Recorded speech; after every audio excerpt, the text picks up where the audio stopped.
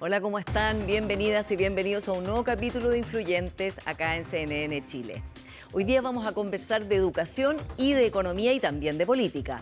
Primero vamos a estar con Sebastián Izquierdo, quien es coordinador académico del CEP y fue superintendente de educación en el gobierno del expresidente Piñera II. Y luego conversaremos con el expresidente del Banco Central, José de Gregorio, quien también es decano de la Facultad de Economía y Negocios de la Universidad de Chile. Parte entonces, Influyentes. Sebastián, muy bienvenido a Influyentes. Muchas gracias por la invitación y esta interesante conversación. Sebastián, partamos por la educación, ¿no? Que es uno de los temas en el cual tú eres uno de los mayores expertos. Tuvimos resultado del CIMSE, que tuvo noticias positivas y negativas. Después del tiempo que ha pasado, en que me imagino que has mirado bien los datos, los has desagregado, ¿está bien ponerse contentos por los logros de cuarto básico? ¿Y qué tan preocupados tenemos que estar por los malos resultados de los de sexto? Bueno, yo creo que sin duda hay que estar feliz por los resultados de cuarto básico. Estamos hablando de un registro histórico que no lo veíamos desde el inicio de la serie, desde el 2002. Esto estamos hablando de matemáticas y lectura. Y sobre todo, que creo que es muy relevante, es que ¿cuándo se dan a conocer los resultados? Al inicio del año escolar. Imagínense lo importante que es para un colegio, para los padres, apoderados, conocer los resultados del colegio de sus hijos. Y le digo por qué. Porque justamente en este CIMSE hay un dato bien interesante que dice que aquellos colegios directivos que utilizan los datos les va mucho mejor en los CIMSE. Por lo tanto, qué bueno que tengamos estos resultados. Claro, y oportunamente, ¿no? Oportunamente, ahora, inicio del año escolar. Yo creo que eso hay que celebrarlo, sin duda. Sí. Pero también hay noticias que son preocupantes. Voy a lanzar las dos que a mí personalmente me inquietan más. Es en sexto básico. Sexto básico eran los estudiantes que prácticamente partieron su año escolar en el momento del estallido social de la pandemia. Exactamente, o sea, a quienes les tocó la mayor interrupción, ¿no? A los que deberíamos estar preocupados. Y a ellos tuvimos una muy mala noticia. Básicamente hubieron retrocesos importantes, tanto en matemáticas, y en lectura también. Estamos hablando de que 1 de cada 3 estudiantes, 37%, no cumple con el nivel insuficiente. Y ya nos lo había advertido otra prueba internacional de TIMSS. Por lo tanto, era algo que debiéramos habernos preocupado y yo creo que ahí hemos estado débiles. Y en media tenemos un problema alarmante también, que lo estamos viendo incluso con todos los adultos. Las pruebas internacionales de los adultos, PIAAC, nos dice que somos el último país en tener comprensión lectora, en matemática, en resolución de problemas, y este CIMSE de segundo medio que nos dice que la mitad de los estudiantes están en un nivel insuficiente, tanto en matemática como en lectura. Es decir, es un drama. Es un problema que venimos arrastrando hace mucho tiempo. Y por lo tanto, sin duda que hay que celebrar algunos aspectos, sí, pero otros no. Y hay otro también que es preocupante. Y vamos a ir por parte entonces analizando respecto de la política pública, qué es lo que es más urgente de hacer, ¿no? Y como política de Estado, porque como decías tú, Sebastián, esto es un continuo, ¿no? No se puede hacer como un quiebre y decir, bueno, de aquí para adelante o de aquí para atrás. En primer lugar, la prueba TIMSS, como dices tú, mostró, claro, que Chile bajó, ¿no? Y fue como un resultado que fue bastante choqueante, pero también si uno desagrega los datos, los países que más tiempo tuvieron cerrados los colegios, todos bajaron. Y eso incluye Estados Unidos, Israel, países a los cuales les va en general muy bien en esta prueba, ¿no? Y los únicos países en la prueba TIMSS que les fue bien fue, por ejemplo, Suecia, que tuvo pocos días. O sea, estamos pagando acá el costo de haber sido uno de los países que tuvo más tiempo cerrados los colegios. La pregunta es, el plan de reactivación del gobierno, el plan que ha desarrollado el ministro Cataldo para poder poner al día a todos estos niños que han sufrido en Chile y en el mundo el problema de la pandemia y la interrupción de clases o que las clases online no eran lo efectivas que eran, ¿es suficiente? ¿Qué falta? O sea, si tú estuvieras desde el punto de vista de la autoridad, ¿qué implementarías además? Ya, yo creo que dos puntos antes de responder esa pregunta. El primero es que cuando conocimos los resultados del CIMSE anterior, todos pensamos que iba a ser mucho peor, y la verdad que no fue tanto. Eso era, podríamos decir, nos podríamos haber alegrado, pero la verdad es que no nos tuvimos que haber alegrado porque eso también nos decía, y la evidencia internacional, y algo que estamos trabajando también a nivel nacional, es que los colegios buenos, los países que tienen buenos sistemas, cuando los cerraron, efectivamente se notó el cambio, porque esos colegios estaban haciendo cambios con esos estudiantes, y los establecimientos más malos, los países con peores resultados, ese cambio fue mucho menos, porque la verdad es que era poco el valor agregado que están entregando, y por lo tanto nosotros estábamos en esa segunda categoría, en mi opinión. Y estos resultados de ahora que vemos algunos aumentos, sin duda que es positivo, pero no en sexto básico. Y ahí, en relación con tu pregunta, la verdad es que yo creo que tenemos un muy mal plan de reactivación. Muy mal plan de ¿Por qué? reactivación. Porque es insuficiente, porque falta plata, porque no se ha implementado. Es un plan que cuando uno lo lee es bien completo. O sea, en eso yo creo que cumple con los ejes estratégicos. Bien. El problema es la gestión y sobre todo la cantidad de recursos que se le inyectó a este programa. Estamos hablando de, esto era un terremoto educacional. Cuando estuvimos el problema del terremoto se gastaron alrededor de 4.000 millones de dólares en este tema. Hoy día 250 millones de dólares, es decir, una fracción ínfima. Y Contraloría hace muy poco tiempo atrás nos dijo, ojo, que más encima ese presupuesto en realidad son reasignaciones, poco presupuesto nuevo. Es decir, pusimos poca plata en esto y eso se ha traducido, por ejemplo, la medida más importante, que es el plan de tutoría, justamente para nivelar los aprendizajes en esos niños que estamos hablando, por ejemplo, del CIMSE de sexto básico. Estamos hablando que se focalizó en alrededor del 0,6% de los niños, es decir, totalmente insuficiente, poca información hay, y la verdad es que, a mi juicio, el plan de reactivación no tuvo el empuje que debería haber tenido. Tomando en cuenta entonces que sexto básico, que son los niños, y media, que les pegó digamos, muy fuerte la pandemia porque ya estaban aprendiendo cosas que si no las aprenden no pueden seguir aprendiendo, ¿no? Lo que correspondería entonces es que el gobierno destine más recursos, pero también vamos a llegar al punto de que el ministro Marcel va a decir, bueno, pero si no hay más plata, me están pidiendo que recorte más plata todavía, ¿no? ¿De dónde este gobierno puede sacar recursos? ¿Hay algo que se puede hacer sin incrementar a ese nivel los recursos? Yo creo que lo primero es, yo creo que no es un problema de recursos en educación en total. Estamos hablando que Chile gasta alrededor de casi un 6% del PIB versus los países de la OECD cerca del 5%. Es decir, gastamos más. La pregunta es que no lo tenemos bien distribuido. Porque en educación universitaria es donde se gasta. ¿Dónde se han ido todos los aumentos presupuestarios del presupuesto de la nación en educación? Se han ido justamente a educación superior. Aprobamos una reforma de gratuidad en la educación superior. Estamos ahora con la condonación del CAE, un nuevo sistema de financiamiento. Es decir, todos los esfuerzos se han ido para allá. Y cuando hablamos de primera infancia, la verdad es que recién estamos discutiendo la obligatoriedad en ciertos niveles, la sala cuna no es universal. O sea, tenemos problemas mucho más serios y hay que concentrar los esfuerzos. Entonces, más bien es un problema de distribución de recursos. En media, la brecha que tenemos por gasto por alumno con respecto a la OECD es sumamente grande. Entonces, ya sabemos que tenemos ahí que reasignar los recursos. Pero el punto es que están comprometidos justamente para educación superior y ahí yo creo que no hemos hecho bien ese trabajo. Claro, y que va a costar mucho que un gobierno venga y saque, digamos, la gratuidad a los alumnos y alumnas que ya tienen, o esas familias, ¿no? Igual eso políticamente tendría un costo alto. Exactamente, pero lo que también sorprende es que estemos nuevamente discutiendo problemas de la condonación. Por ejemplo, la promesa del actual gobierno de la condonación universal del CAE. Esos son muchos recursos, es decir, todavía el debate está dirigido justamente a la educación superior cuando sabemos que los problemas, y este CIMSE lo dice claramente, están concentrados en los niveles previos. Sebastián, conversemos de las diferencias políticas, ¿no? Porque también hay otro debate en torno a la nueva educación pública, las reformas, las 3 grandes reformas que se hicieron en el gobierno de la expresidenta Bachelet II, ¿no?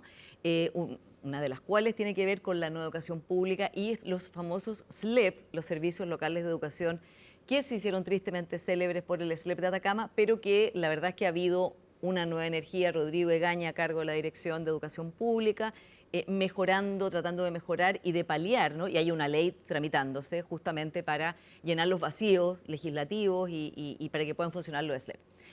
En este CIMSE se muestra que a algunos SLEP les fue bien, otras pruebas también lo mostraban, en particular los SLEP que fueron prepandémicos, o sea que empezaron a ser parte de los servicios locales y salir de los municipios antes de que empezara la pandemia. ¿Eso para ti es digamos, es una evidencia o es un punto para pensar que no hay que revertir esa política de la nueva educación pública y de los SLEP? Y te lo pregunto particularmente porque hay muchas personas en el sector de la centro derecha y de la derecha que quieren revertir y decir volvamos atrás, eliminemos los SLEP y echemos toda esa ley atrás. No, yo estoy totalmente en desacuerdo. Yo creo que eso sería un error profundo cuando hablamos de calidad de la educación, cuando hablamos de un sistema mixto, cuando hablamos de diversidad de educación, tenemos que justamente hablar de esos temas. La educación estatal es parte fundamental de la educación en nuestro país y por lo tanto hay que hacer todos los esfuerzos y me parece muy bien que estemos pensando en la institucionalidad. Y hay que recordar que justamente que el proceso, cuando los establecimientos estaban en manos de los municipios, hubieron varias comisiones, hubieron varios estudios y hubo un acuerdo transversal de que teníamos falencias relevantes en esto. Las puedo enumerar, son muchas los municipios, o sea, son muchos los problemas que tienen los municipios para poder manejar la educación. Desde ya un ciclo político de 4 años, cuando sabemos que los cambios en educación son mucho más largos. Entonces, ¿por qué va a estar en manos del alcalde? Etcétera.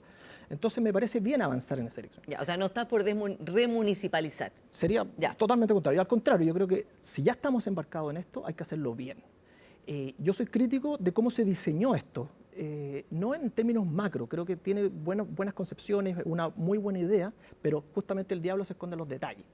Y esos detalles han demostrado hasta el día de hoy que no se han corregido y están siendo una traba muy importante. Hemos llegado a que la matrícula de educación municipal, fiscal, ha ido bajando considerablemente. Las preferencias al momento de escoger los establecimientos, el 70% son subvencionados. Entonces, no ha logrado tener estos resultados. Uno ve ciertos atisbos, sobre todo en los SLEP que venían desde el 2018, con algo más positivo. Hay ciertos estudios que también muestran, pero todavía los resultados son heterogéneos.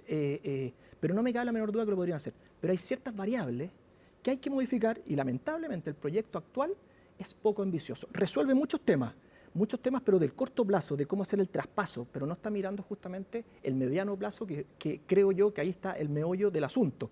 Por ejemplo, ¿cómo le damos más atribuciones a un director?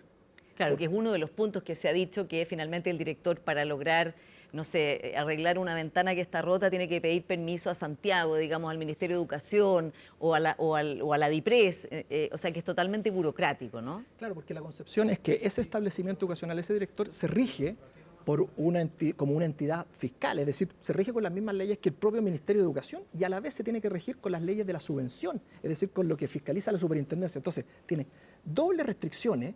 Y claramente esas leyes nunca conversaron porque tienen otros orígenes y al final de cuentas hacen que el propio director no pueda gastar los recursos y eso al final de cuentas se traduce en que tengamos peor calidad de la educación en las personas más vulnerables.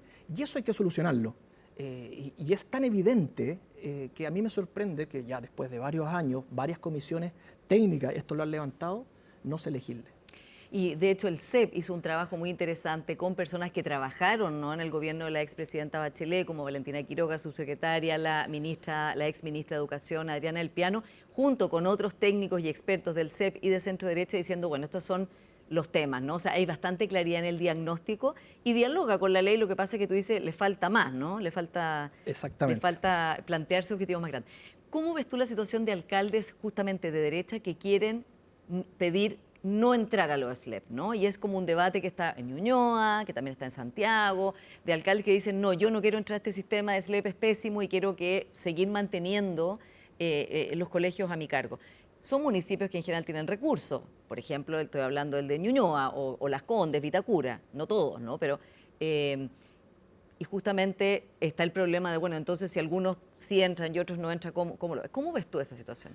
Yo empatizo con esos alcaldes porque cuando ellos ven la gestión que está haciendo el día a día, los recursos que tienen y les dicen, mira, esos propios estudiantes, esos propios profesores van a irse a este nuevo sistema que sabemos que tiene falencia, yo tiendo a pensar como ellos. Pero la verdad es que siento que esto hay que mirarlo de una manera mucho más macro.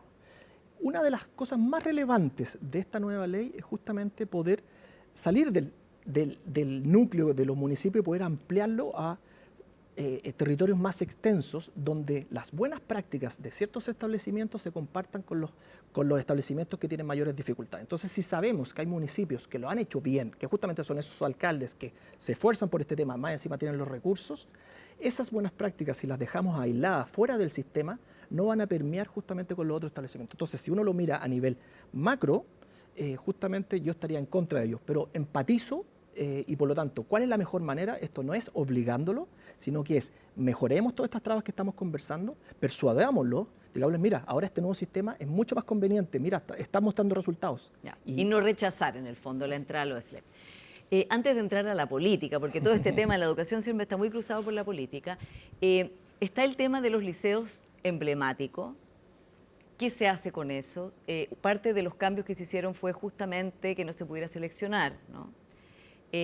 Han tenido además otras situaciones, aparte de esa, que ha mostrado su baja sustantiva en los rankings. Desde el Ministerio de Educación dicen, no, no es que haya menos alumnos de ese segmento que estén teniendo puntaje bajo, están repartidos ahora, ¿no? Entonces, desde el punto de vista de la centro-derecha, la derecha dicen, no, eso era importante. Y también, hay que decirlo, no solamente desde la centro-derecha, muchos exalumnos y muchas personas dicen el Instituto Nacional, el INBA, en fin, todos estos liceos emblemáticos cumplían un rol esencial de fomentar la meritocracia, crear ahí, digamos, élites profesionales ilustradas.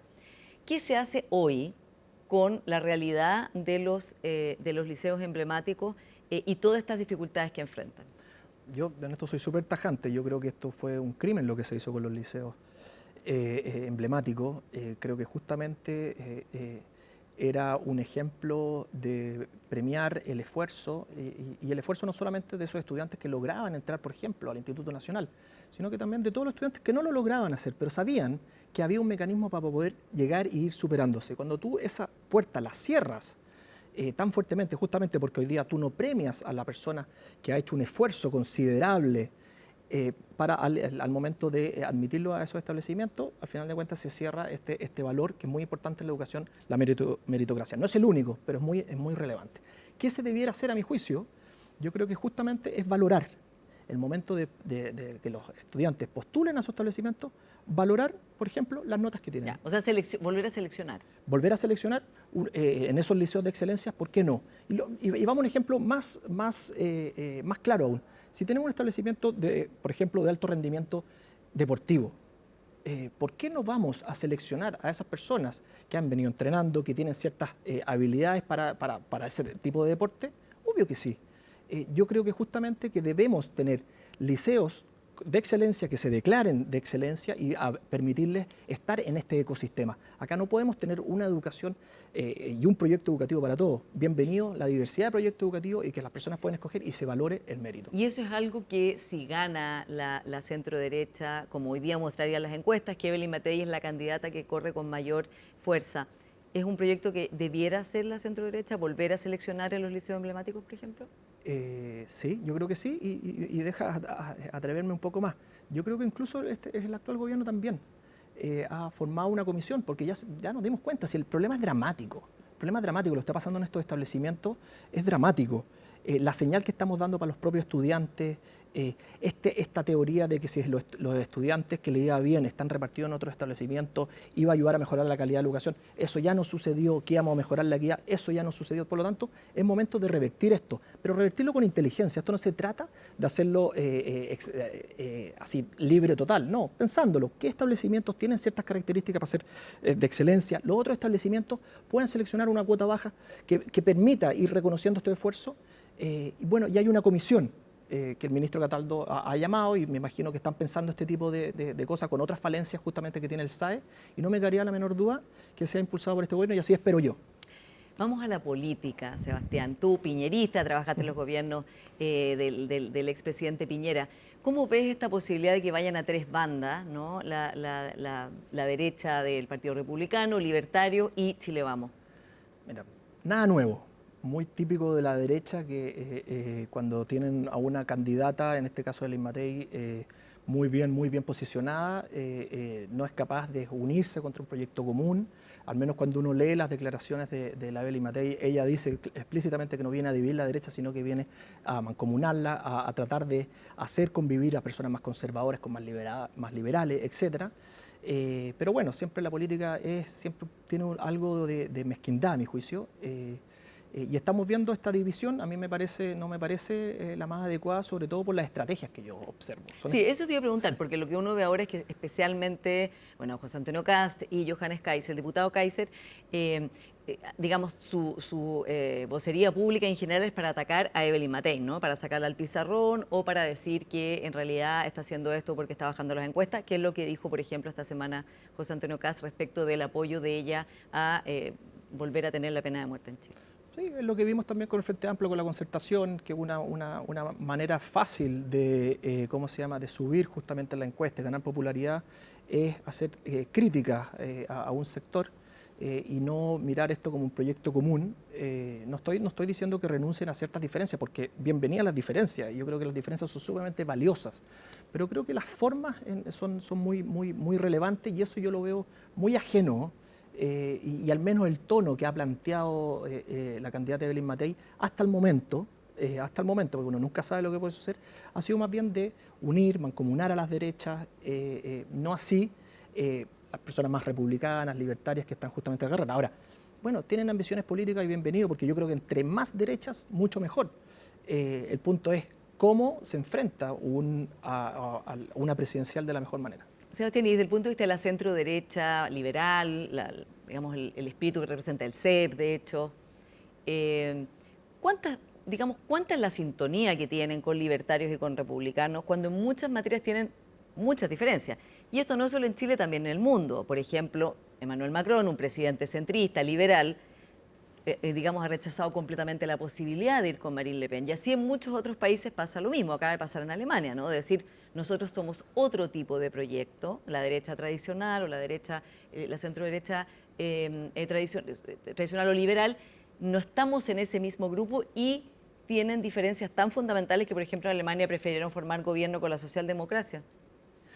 Mira, yo creo que las diferencias no son importantes, pero al menos en los temas más relevantes, como el respeto a la democracia, no existen. Ahora sí, a mí personalmente, mi gran preocupación es que más bien es cómo uno se aproxima al debate público de resolverle los problemas a la gente, y ahí yo sí veo diferencias.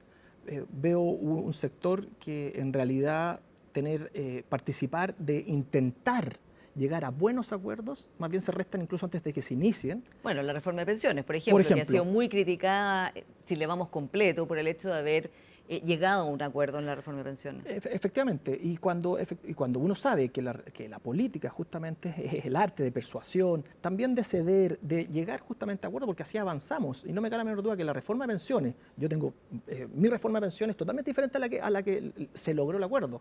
Tengo críticas muy profundas a ciertos aspectos, pero en el global creo que es mucho mejor no haber hecho nada y habernos quedado con un 10% de ahorro y con los problemas que tenemos de pensión. Entonces, creo que esa aproximación para poder llegárselos a los buenos acuerdos, me parece que un sector, yo creo que ahí, al menos personalmente, la diferencia mayor que yo podría sentir que tengo justamente con personas más libertarias, más del republicano. Y desde el punto de vista, Sebastián, de cómo se ve al que piensa distinto, hay una diferencia, ¿no? Porque, por ejemplo, desde Chile Vamos, en esta misma lógica, es que han tratado al que piensa distinto desde el retorno a la democracia como alguien con el que se puede conversar, se puede llegar a acuerdos en pensiones, otras veces no, pero no como un enemigo, ¿no?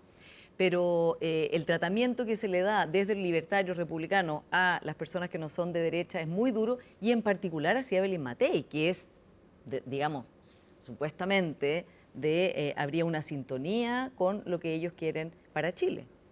La lógica de amigos y enemigos en la política es nefasta, y la vemos no solamente en la derecha, también la vemos en la izquierda. Yo creo que uno de las personas que piensan diferente es por contexto, por educación, simplemente por tener una mirada diferente. Uno puede aprender mucho de ello. Uno puede también, como persona tiene muchos puntos de vista ciegos, que muchas veces por la experiencia, por la educación que uno ha tenido, no la ha podido ver. Por lo tanto, yo creo que en ese diálogo uno puede ir aprendiendo, ir moldeando, y de esa manera ir construyendo ciertas confianzas que al final ojalá se traduzcan en buenos acuerdos, pero no para uno, sino que para la gente. Entonces creo que cuando uno tilda a uno de enemigo, efectivamente lo que está diciendo es: yo no quiero llegar a ningún acuerdo, prefiero el status quo, o prefiero que cuando yo tenga una mayoría parlamentaria o tenga una constitución a mi gusto, voy a aplicar lo que yo pienso. Bueno, me parece que a mi punto de vista así no se construye un país, porque yo creo que un país rico, un país el cual a mí me gustaría vivir, y mis nietos, etcétera, es un país diverso, que podamos convivir entre todos nosotros y vayamos progresando. Algunas veces nos vamos a ir equivocando, como por ejemplo hablamos en educación con los servicios locales, que teníamos una buena idea, pero no lo diseñamos bien. Bueno, ahora hay que aprender, pero no imponer. Sí. Y por último, que se nos acaba el tiempo, Sebastián, ¿cuánto te preocupa que Evelyn Matei haya ido bajando las encuestas, ha bajado 8 puntos desde diciembre? Y eso también coincide con empezar a recibir muchos ataques, ¿no? Casi a diario de parte de las candidaturas de libertarios y republicanos. La verdad que me preocupa poco, voy a ser sincero, hay que recordar el proceso constitucional que estábamos al principio, todo ese momento tan polarizante, etcétera. Ahora estamos en otra situación, estamos viendo una Evelyn Matei, está surgiendo otra candidatura por otro lado, la exministra Toá. Por lo tanto, yo veo al final de cuentas un país que está aprendiendo nuevamente a que estas diferencias que conversábamos se pueden conversar. Entonces, yo la verdad es que soy auspicioso, independiente de algo que vaya bajando en un momento, subiendo en el otro, veo un futuro mucho mejor que el que vi en el pasado. Sebastián, muchas gracias por esta conversación. No, gracias a usted. Y vamos a ir a una pequeña pausa y ya seguimos con más influyentes con José de Gregorio. Espérennos.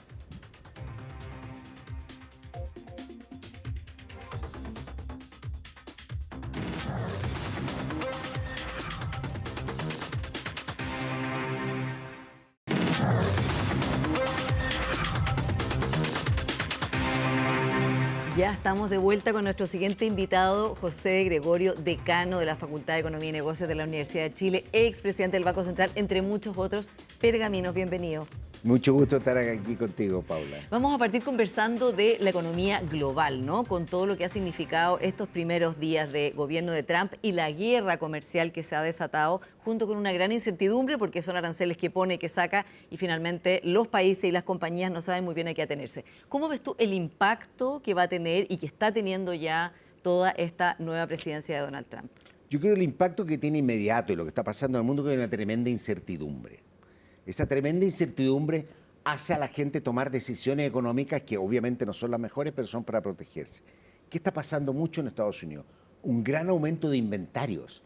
La gente está comprando cosas porque en el futuro le pueden subir el arancel, aunque todavía no lo han subido.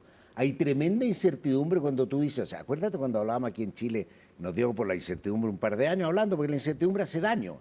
Hoy día Estados Unidos tiene niveles de incertidumbre inéditos. Ese es como el primer efecto que diré. El segundo efecto es que Trump está teniendo un efecto negativo en la economía. ¿Y por qué este efecto negativo? Más allá de la cosa partisana. Porque, ¿qué pasa? La gente más de derecha, razonable, dice, mira, no nos gustan los aranceles. Pero Trump a la vez no ha dicho que nos va a quitar el Estado encima, va a reducir impuestos y va a desregular. La parte de reducción de impuestos no tiene espacio. La parte de, más allá de postergar cosas que vienen, la parte de regular no ha hecho nada y lo único que está haciendo son los aranceles y además una cosa que al sector privado americano no le gusta, que son las deportaciones masivas, claro, que también es un riesgo porque se está perdiendo la mano de obra, pero por otra parte pensaba que iba a haber un efecto positivo y lo que está pasando es solamente lo negativo. Lo de Dodge, esta cosa de sacar al Estado, tiene mucha publicidad, mucho de fuegos artificiales, pero hasta los datos están malos, vergonzosamente malos. Y nos hace recordar cosas cuando llega gente sin experiencia, muy joven, sin haber hecho nunca nada, no entendía ni siquiera dónde estaban los datos. Por ejemplo, un solo ejemplo que es, Dodge parte diciendo que iban a reducir como varios... Billones. No, pero sí, en inglés eran trillones de dólares.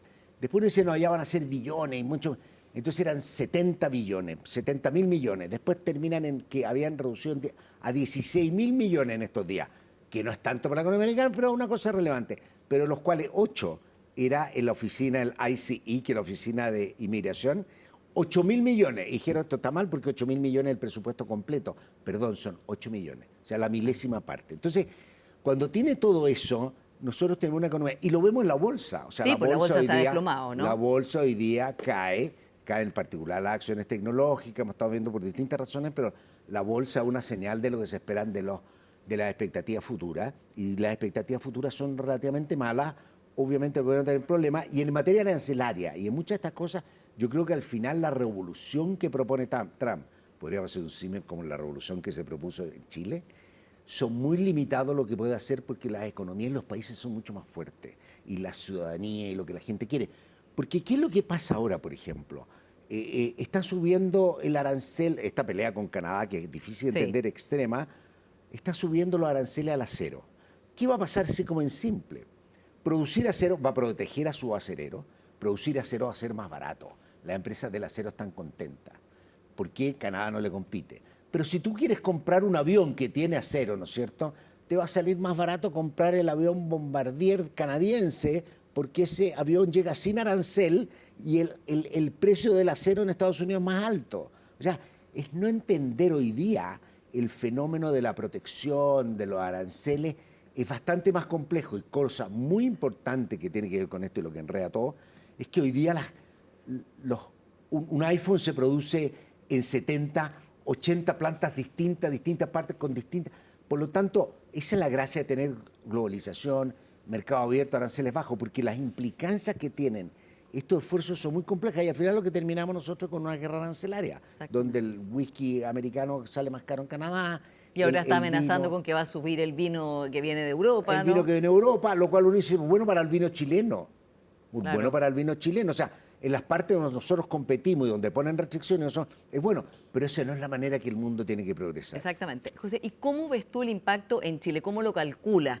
Porque ¿qué porcentaje del PIB nos podría costar a nosotros aproximadamente esta guerra arancelaria y el fin de una manera de hacer negocios, ¿no? De un mundo en que la globalización estaba extendida, en que podíamos vender, en que teníamos certeza de que nuestros acuerdos de libre comercio, bueno, estaban ahí, iban a seguir siendo vigentes, ¿no? Tratar de ponerlo como en números súper complejos, porque además estos modelos de comercio, cuando uno trata de hacer, y me contaban a mí la gente, la cantidad de gente que está trabajando en el Fondo Monetario para ver el impacto en Estados Unidos de esto, porque lo que pasa es que esto cambia todos los flujos y cambia todos los costos. Yo creo que los costos para Chile depende mucho. Yo creo, en primer lugar, que esto va a durar un tiempo, pero no se va a profundizar, no se va a agudizar, no va a terminar con la globalización. ¿Por qué? Porque al final nos vamos a tener que rendir a la realidad. Ya, o sea, ¿no crees que Trump va a lograr todo lo que está diciendo? O sea, puede subir aranceles 20% a todo en Estados Unidos, va a enredar un poquito. Nosotros cuando estamos vendiendo allá y nos tocan los aranceles nos va a perjudicar, pero cuando entremos con Tratado de Libre Comercio, que son la mayoría de nuestros bienes, vamos a tener beneficios. Por lo tanto, yo no me atrevería a decir que estamos como Chile, más allá de sector específico y que hay que tener mucho cuidado, está la discusión del cobre. Yo creo que los efectos son bastante menores desde el punto de vista económico, lo que puede pasar. La economía americana va a tener problemas, obviamente una desaceleración de Estados Unidos, que incluso hablan de una potencial recesión. Exacto, eso te iba a decir, porque incluso Donald Trump en Fox News no descartó la recesión. Después trató de arreglar la frase, pero en el fondo dijo, bueno, hay un periodo de transición, ¿no? Es malo para el mundo, pero nada que sean cosas que no estemos preparados para hacer absorber. Pudimos absorber COVID, que uno puede decir esta peste puede ser peor, pero absorbimos COVID, absorbimos una crisis financiera, absorbimos la crisis europea, absorbimos nuestro propio estallido social. Eso fue muchísimo más de lo que está pasando. Y hemos sido capaces, con problemas y con tareas pendientes, pero hemos logrado ir absorbiendo e ir encaminando el país a pesar de todo eso. No quiero aparecer como que no reconozco que en Chile hay muchos problemas, pero desde el punto de vista económico, la estabilidad del espacio para hacer negocios, yo creo que hemos podido ir sorteando esas dificultades con bastantes desafíos por delante. ¿Y cómo estás viendo la economía hoy? ¿No? Porque llevamos más de una década creciendo en torno al 2%. Es verdad que los números, digamos, del año pasado fueron comparados, digamos, con lo que veníamos, fueron positivos, pero se dice que Chile ya está en un ciclo de mediocridad y que tiene que salir rápido de ahí. ¿Cómo estás viendo tú lo de hoy? ¿Cómo estamos hoy? Y cómo proyectar eso de una manera en que salgamos de este ciclo de un crecimiento tan bajo. Yo comparto eso. Comparto primero, y aquí hay que decir una cosa, la economía chilena es muy sólida. O sea, tuvimos COVID y no tuvimos problemas, no tuvimos que ir a pedirle plata al fondo, hacer una cosa especial, supimos cómo zafar. Tuvimos una crisis financiera, supimos cómo salir adelante. Por lo tanto, desde el punto de vista macroeconómico, tenemos un sistema financiero sólido. Tenemos el sector privado chileno funciona, el Estado, sus reglas.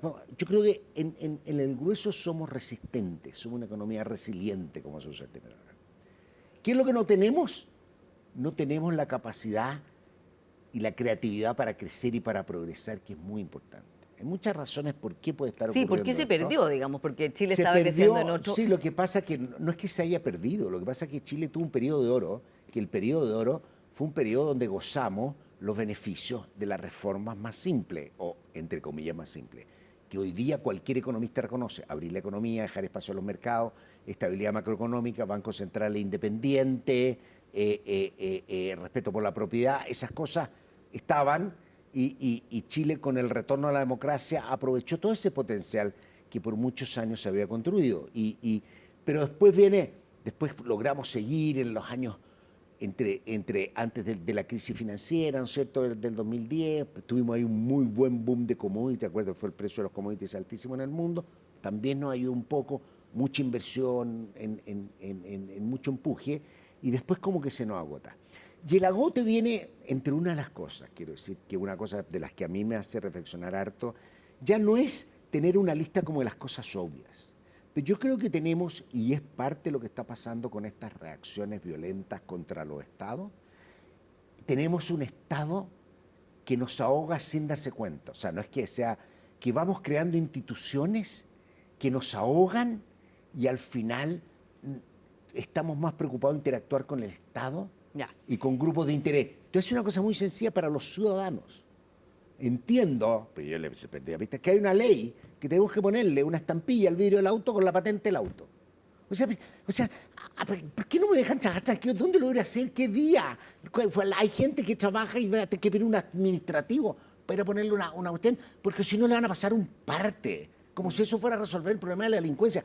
Perdóname, pero yo creo que como que se nos va como la que el flora. Estado se nos agrandó mucho. Se nos agranda porque que empezamos por proteger, y el espíritu está bien, pero se nos olvidan las grandes cosas. Por proteger, lo tenemos de hace mucho tiempo esta institucionalidad, por proteger nuestro patrimonio histórico, arqueológico, tenemos un Consejo de Monumentos Nacionales que le hace daño al país. O sea, hoy día, y te voy a decir muy simple, cuando una línea de metro se atrasa 18 meses en construcción, son una cantidad de millones de viajes que los chilenos no han hecho, horas que han tenido que dedicar a mayor transporte por la posibilidad de encontrar unas flechas. Flechas que cuando se encuentran se tiran en una bodega que nadie las ve. Entonces, y lo que yo siempre he insistido, no existe un dimensionamiento del beneficio-costo. Yo te entiendo que uno tiene que decir, mira, que hay una probabilidad que haya esto, comparo beneficio-costo. Pero esto no es beneficio-costo, es todo o nada. Primero que nada, que no haya ni siquiera un rastro de flecha. Cuando me asegure de eso, voy a hacer el metro. ¿Y quién paga? La ciudadanía. Claro, entonces la posibilidad de que todo se atrase es muy alta, ¿no? Esto lo estamos pagando en la construcción. La construcción, que en Chile está muy mal, o sea, la venta de cemento, cuando tú miras cualquier indicador, y sobre todo con las deficiencias que tenemos nosotros, con todas las dificultades que tenemos en materia de vivienda, hoy día el Consejo de Monumentos te puede parar cualquier proyecto mucho tiempo. Yo creo que en Chile, el próximo gobierno, sea quien sea, creo que está en discusión en el Congreso hoy día, debería decir, el Consejo de Monumentos Nacionales en Chile no puede detener ningún proyecto, puede eliminar. ¿Tú dejarías un rol asesor? Hacer informes, puede decir los posibles riesgos que haya para que las empresas los tomen de acuerdo, para que vean alguna manera, de repente, si es necesario, acudir a tribunal, alguna cosa, pero no que por la eventual. O sea, a mí me han contado la cantidad de historias que te cuentan, y yo sí que te las cuentan, y yo digo, hazlas públicas, no porque me van a seguir molestando. Ahora, ¿eso es algo del Consejo de Monumentos bajo este gobierno o venía de todos los gobiernos? No, viene una historia. Yo diría, no, esto es una historia que viene, obviamente, cuando nosotros vemos que el Consejo de Monumentos empieza a decidir qué es lo que va a pasar en Plaza Italia, todo esto, para que la democracia enloqueció. O sea, esto es una decisión ciudadana. Y lo que empieza a pasar, que es un fenómeno que se discute en el mundo entero, empezamos a cercenar la democracia con organismos con una autonomía que no rinden cuenta. El Banco Central es autónomo y lo hace muy bien. ¿Y por qué lo hace bien? No solo porque es autónomo, porque la autonomía va de la mano de la rendición de cuentas. Claro.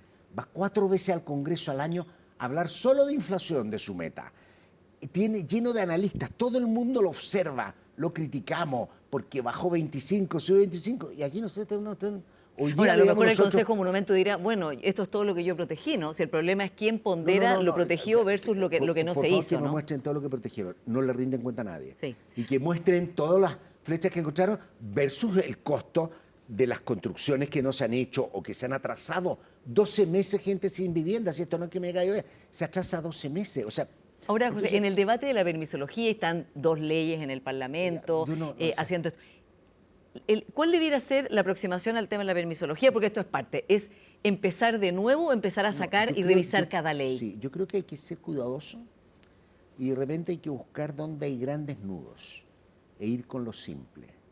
Porque si hay un proyecto que está modificando el Consejo Mundial Nacional y una de las propuestas es hacerlo uno por región.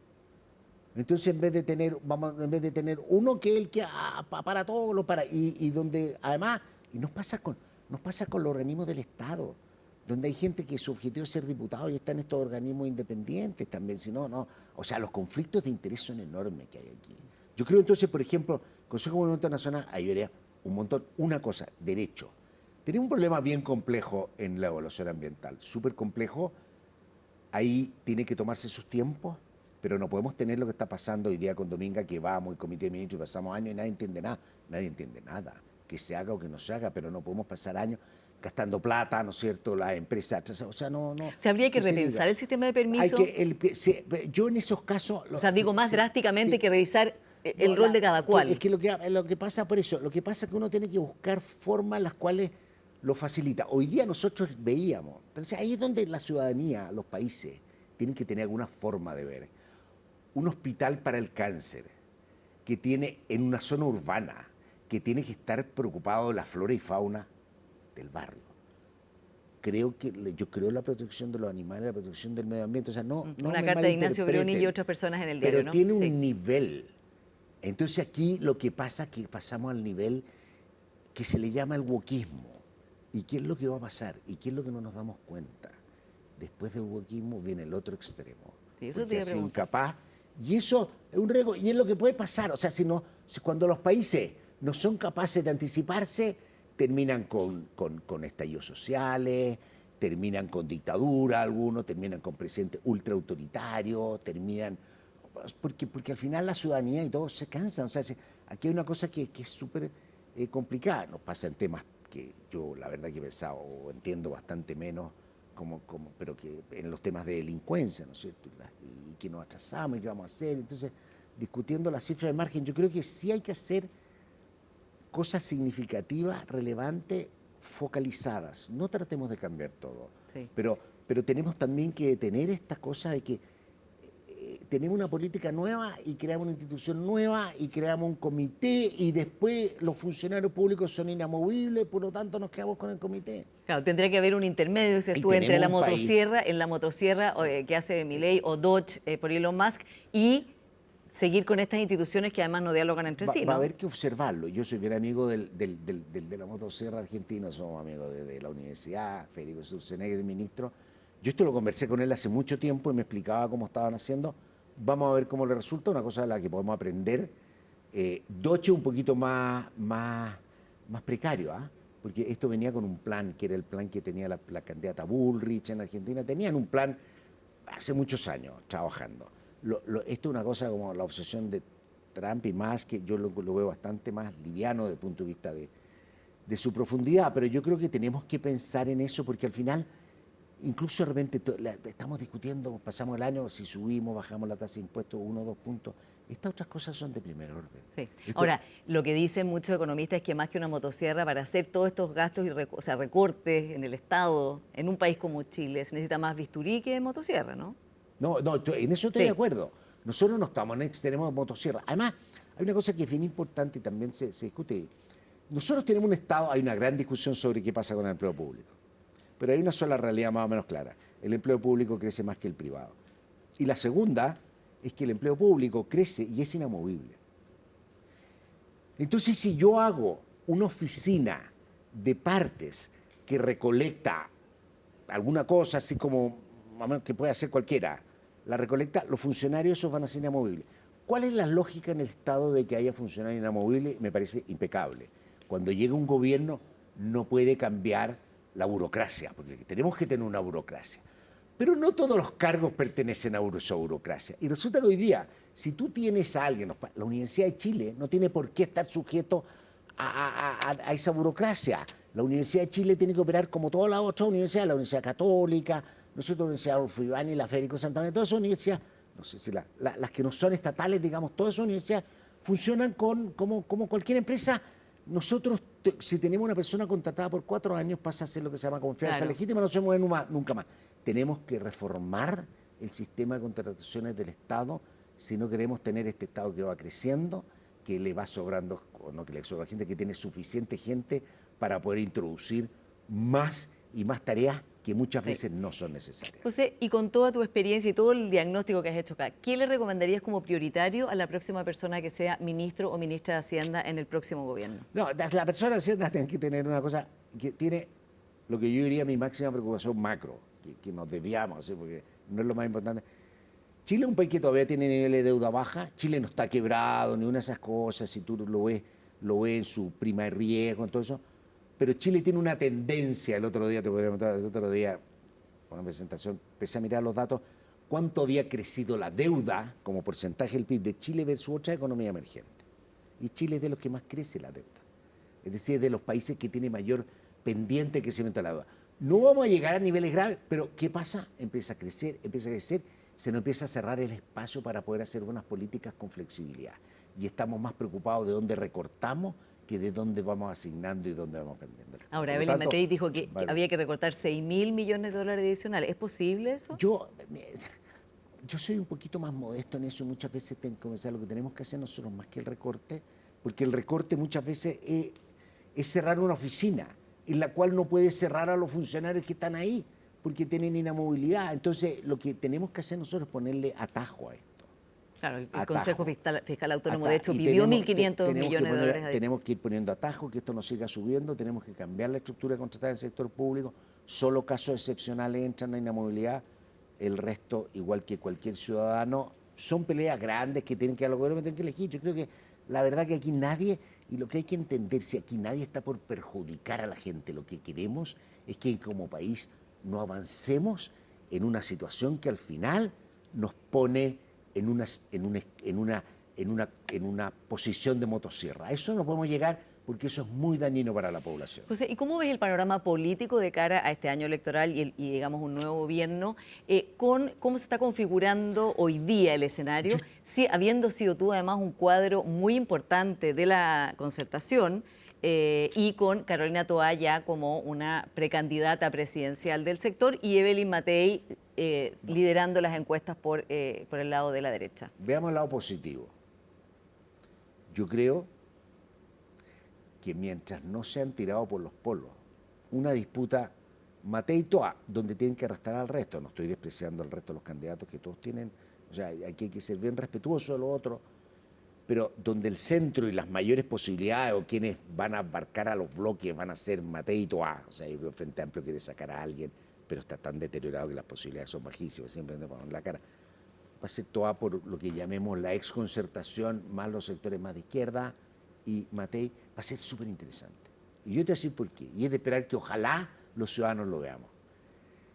Porque la elección anterior, cuando era Kast, ¿no es cierto?, y Boric, la primera vuelta, era Boric que quería cambiar el modelo, que quería explotar el litio desde la empresa pública y expropiar a Sokimich, que quería eliminar el CAE, la gratuidad. Era ese el sueño, ¿no es cierto?, frente amplista. Y además con una constitución multitodo, ¿no es cierto? Se pegaron contra la pared. El pragmatismo, el realismo, se dieron cuenta de que no tenía sentido. Yo diría no tiene sentido cancelarle las deudas a la gente que no ha pagado, porque si no, nunca más se pagan, por más humano que pueda parecer. ¿No es cierto? Tampoco tenía sentido empezar a cambiar todo este país, y se pegaron y entraron a un gobierno pragmático. Entonces, lo que a mí me gustaría saber, y por otra parte, Matei, la centro-derecha, viene también de haber gobernado con gobiernos relativamente centrados. O sea, los gobiernos del presidente Piñera, nadie va a ser la extrema derecha, ni era tal. ¿Qué es lo que vamos a tener nosotros entonces? Vamos a tener una disputa de ideas muy interesante. ¿En qué se van a diferenciar? ¿Qué van a proponer, por ejemplo, respecto al litio, la explotación de recursos naturales, respecto a la debida protección del medio ambiente sin que esto dañe las perspectivas de trabajo? Entonces yo cuando lo veo pienso que va a haber bastante convergencia y van a tener que buscar políticamente, entiendo, cosas que separarse, pero incluso va a venir en la discusión de la delincuencia, todos van a venir más mano dura, va a venir una discusión legítima sobre si vuelve o no la pena de muerte, que no es algo que va a dividir así como la electoral. pero si vuelve o no, si hacemos o no más cárcel. ¿Y tú por cuál de las dos te inclinarías a votar? Las conoces de toda la vida las dos. Sí. Hoy día eres independiente, ya no estás en el Partido Demócrata Cristiano, tampoco estás ni en amarillos ni en demócrata. Sí, me siento bastante libre. Peleo con mis amistades de economía y discutiendo ya sea derecha o izquierda porque me carga la discusión económica cuando se pone partisana, pues yo creo que lo más importante, y yo he tratado de hacerlo toda mi vida, incluso cuando estaba en un partido político, uno trata de pensar, entender y de ahí trata de resolver, más que de mi ideología tratar de decir que es lo correcto, que puede ser que es lo correcto valóricamente, no necesariamente técnicamente. Eso es lo que me...